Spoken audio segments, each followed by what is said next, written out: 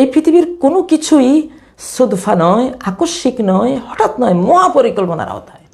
তা আখেরি জামানায় যা হচ্ছে, নজর রাখুন আকাশের দিকে, নজর রাখুন সাগরের দিকে, নজর রাখুন পৃথিবীর দিকে, নজর রাখুন কোথায় কি দাবানল জ্বলছে, নজর রাখুন কোথায় কি ফ্লাডে, বন্যায় শতবর্ষের রেকর্ড ভেঙে যাচ্ছে। অপেক্ষায় থাকুন, নজর রাখুন কোথায় ক্লাইমেট চেঞ্জ হয়ে কি অবস্থা হচ্ছে।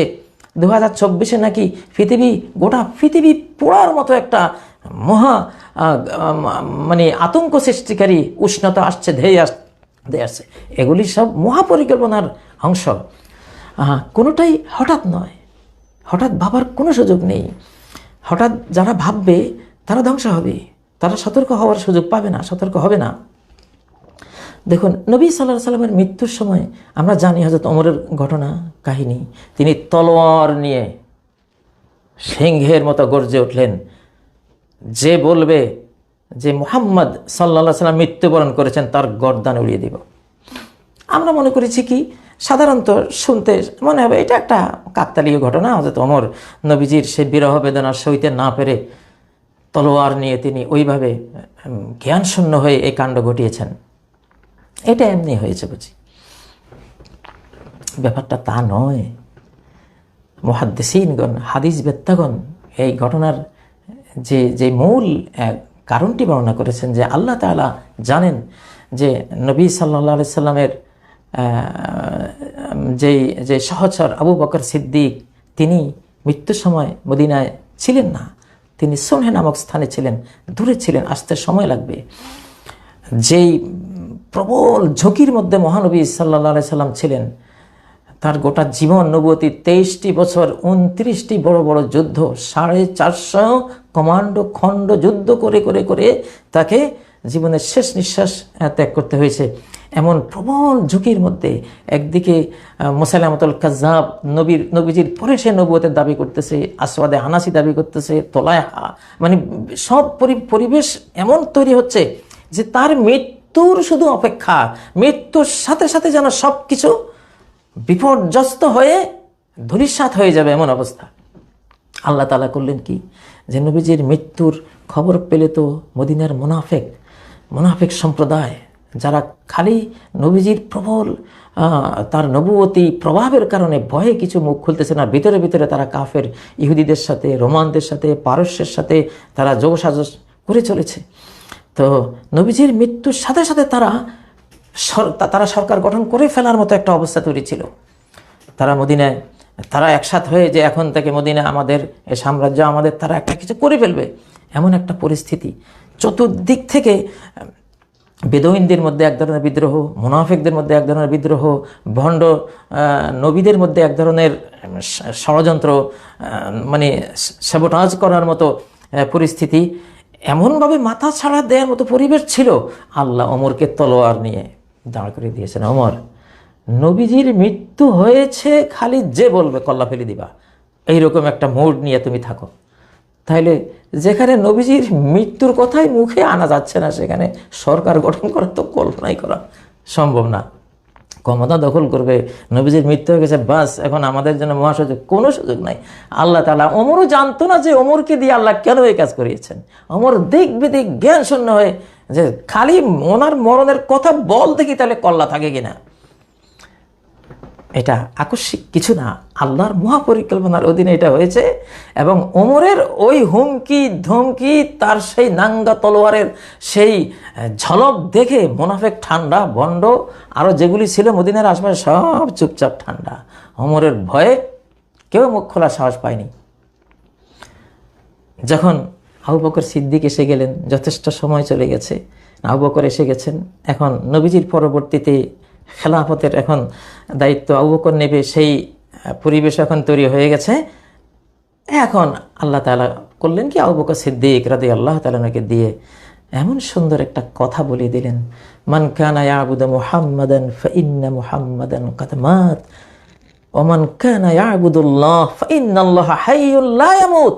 যে ব্যক্তি মুহাম্মাদের পূজারী ছিল, তার জানা উচিত যে মুহাম্মদ সাল্লাল্লাহু আলাইহি সাল্লাম তিনি রাসূল হিসেবে, একজন মানুষ হিসেবে তার মৃত্যু হবেই, তিনি মরণশীল, তিনি মরে গেছেন।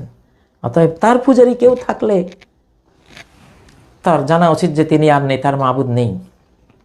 যদিও মদিনায় কেউ তার পূজারী ছিল না, কিন্তু এটা একটা বুঝাবার জন্য এই পটভূমি তিনি দিয়ে কথাটা বলেছিলেন। আর যেই ব্যক্তি নবী তো নবী, তিনি রাসূল, মেসেঞ্জার, মূল তো আল্লাহ, আল্লাহ পাঠিয়েছেন, সব কিছু আল্লাহর হাতে। যেই ব্যক্তি আল্লাহর পূজারী, আল্লাহর ইবাদতকারী, আল্লাহর ভক্ত বিশ্বাসী, হ্যাঁ, তার আল্লাহ তো হাইয়ুন লা ইয়ামুত, চিরঞ্জীব, কখনো মরবে না। তখন আবু বকর সিদ্দিকের মুখ থেকে সূরা আলে ইমরানের আয়াতটি উচ্চারিত হলো, ওয়ামা মুহাম্মাদুন ইল্লা রাসূল, মুহাম্মদ তো রাসূল ছাড়া আর কিছুই নন। আফাইম মাতা আও কুতিলা ইনকালাবতুম আলা আকাবিকুম, সে যদি মরে যায় অথবা তিনি যদি শহীদ হয়ে যান, নিহত হয়ে যান, তাহলে কি তোমরা পিছনের দিকে চলে যাবে? জাহিলি যুগের সেই পৌত্তলিকতার যুগে ফেরত যাবে? আল্লাহ বলেন, ওয়ামাইয়ানকালিব আলা আকিবাইহি ফালান ইয়াদুররাল্লাহা শাইআ, ওয়ামাইয়ানকালিব, যে ফিরে যাবে আলা আকিবাইহি, তার গোড়ালির দিকে অর্থাৎ পেছনের দিকে, কুফরের দিকে, ফালান ইয়াদুররাল্লাহ, সে কিছুতেই কোনো ক্ষতিগ্রস্ত করতে পারবে না আল্লাহকে সামান্যতম। ওয়াসায়াজজিল্লাহু শাকিরিন, আর নিশ্চয়ই যারা শুকরকারী, যারা সঠিক পথে থাকবে, আল্লাহ তাদেরকে পুরস্কৃত করবেন। প্রিয় ভাই বোনেরা, দেখুন এমন হাজারো ঘটনা ইসলামের ইতিহাসে তো আছে। আল্লাহ এগুলো ঘটিয়েছেন এক একটা উদ্দেশ্যে, এক একটা লক্ষ্যে।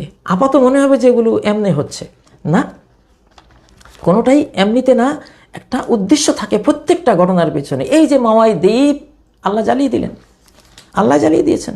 কেন জ্বালিয়ে দিয়েছেন? একটা ওয়ার্নিং, আমেরিকাকে, বিশ্ববাসীকে, সাবধান হয়ে যাও। ছোট্ট ছোট্টগুলো দিয়ে আমি তোমাদেরকে সতর্ক করছি, আমার কিন্তু মহাপরিকল্পনার অধীন এগুলো হচ্ছে। এটা কোনো আকস্মিক কোনো ঘটনা নয়।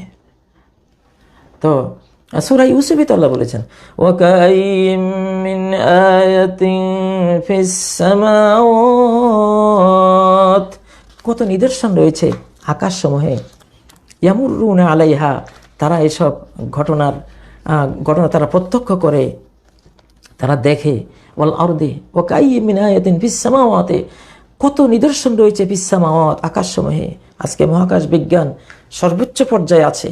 আমরা কোথায় কোন গ্রহ, কোথায় নেবেরু আসতেছে, কোথায় কোন ধূমকেতু আসতেছে, কোথায় কোটি কোটি পাথর নিয়ে কোনো গ্রহাণু ধেয়ে আসতেছে, এখন সব দেখতেছে। তোমরা এগুলো দেখো। আল্লাহ বলছেন এরা দেখে। বল আর পৃথিবীতে কত নিদর্শন চলছে, ইয়ামুরুনা আলাইহা, তারা এগুলোর পাশ দিয়ে রাস্তা অতিক্রম করে, এগুলো দেখে দৃষ্টিগোচর হয়। ওয়াহুম আনহা মুরিদুন, অথচ তারা এগুলো দেখেও মুখ ফিরিয়ে নেয়, দেখেও যেন তারা দেখেনি। প্রিয় ভাই বোনেরা, অতএব শেষ জমানার এই ঘটনাবহুল পৃথিবী, প্রতিদিন শত শত ঘটনা ঘটে। প্রত্যেকটি ঘটনা ছোট বড় এক একটি সিগন্যাল, একটি মহাবিপদ সংকেত। অতএব এই সংকেতগুলো লক্ষ্য করুন, কোনোটাই পরিকল্পনা ছাড়া, যে সামনে একটা তোমাদের বিশাল বড় বিপর্যয় আসবে যদি লাইফস্টাইল, পাপাচারের এই জীবনধারাকে শুধরে না নাও, যদি ক্লিন না করো, যদি পবিত্র না হও, আল্লাহর এই কোরআনে যা আছে যেভাবে আছে সেইভাবে যদি এই মালিকের, এই পৃথিবীর মালিকের, এই কারখানায় কুদরতের যিনি মালিক, পরিচালক, তার নিয়মের আওতায়, সিস্টেমের আওতায়, আইন লয়ের আওতায় যদি না আসো, তাহলে সাবধান, ধ্বংসের মুহূর্তে কিন্তু চিৎকার করবে আমি জানি, কিন্তু কোনো লাভ হবে না। তো কোনো কিছুই পরিকল্পনার বাইরে নয়, মহাপরিকল্পনার অধীন আল্লাহ ঘটিয়ে চলেছেন, যাতে করে আমরা সতর্ক হই। প্রিয় ভাই বোনেরা, আল্লাহ আমাদেরকে সতর্ক হওয়ার তৌফিক দান করুন, আমাদেরকে বুঝবার তৌফিক দান করুন। আল্লাহ তাআলা মুসলিম উম্মাকে এবং মুসলিম উম্মার ওসিলায় বাদবাকি বিশ্বের মানব মণ্ডলীকে আল্লাহ তাআলা যাদের ভাগ্য ভালো তাদেরকে যাতে বাঁচিয়ে দেন, সে কামনা রাখছি, সে দোয়া রাখছি। আজকে এখানে ইতিরেখা টানলাম। এলাহি কাণ্ডের সিস্টেম নিয়ে ৪র্থ পর্ব আজকে শেষ হলো। আগামী যে কোনো সময় আবার ৫ম পর্ব নিয়ে আসবো, এলাহি কাণ্ডের সিস্টেম বা সূত্র বা নিয়মাবলী নিয়ে ইনশাআল্লাহ। সুবহানাকাল্লাহুম্মা ওয়া বিহামদিক, আশহাদু আল্লা ইলাহা ইল্লা আনতা, আস্তাগফিরুকা ওয়া আতুবু ইলাইক। ওয়াসসালামু আলাইকুম ওয়া রাহমাতুল্লাহি ওয়া বারাকাতুহু।